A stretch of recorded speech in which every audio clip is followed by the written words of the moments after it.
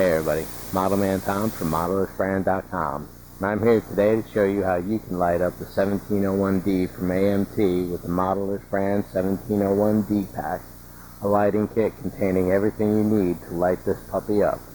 So let's take a look. Here's a look at the tools and supplies that you'll find handy to have on hand when you're lighting up the 1701D. To me, a handy drill, nice and slow, far slower than a Dremel and much more in control. A few small tiny bits, about 2 millimeter in size. You might get away with 1.5 millimeter or so. A couple larger bits and some brass pipe that will sleeve properly if you're going to do this on a stand. And some strips of styrene, plastic, scissors, razor blade, whatever you need to cut things up.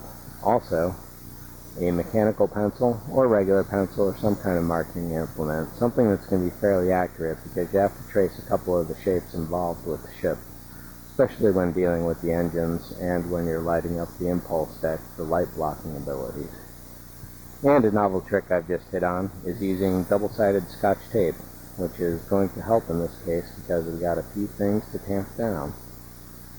And so with that, a note to self essentially is that I'm going to be tackling this in little bits as I go along. I'll complete certain sections and we'll go from there.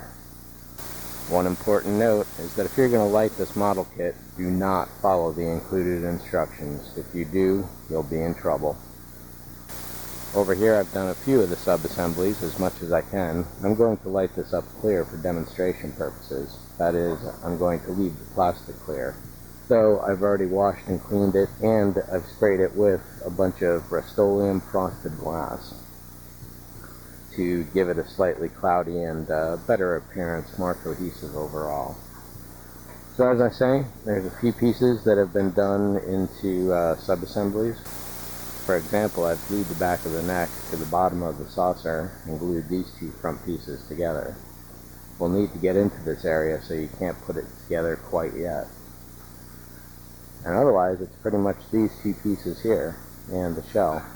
And one trick I'll be showing you, how to light these engines up with no wires whatsoever. In fact, I've already wired this one, but I haven't fully assembled it, just for testing and prototyping purposes. Let's take a look at how it looks right now.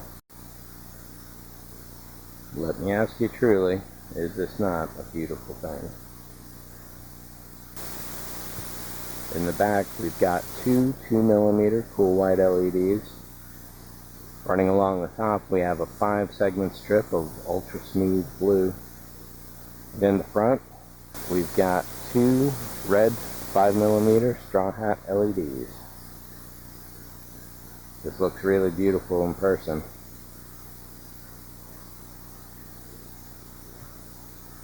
It's fascinating how the camera can't handle the colors.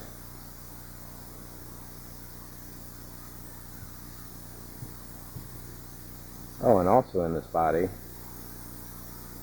we've got a single blue LED on the bottom aiming forward, and a single blue LED in the back aiming backwards to give a full all-around lighting experience. And I say we'll be able to light this without wires. I say again, without wires. And without flickering like you just saw. That's just because it's connected with these.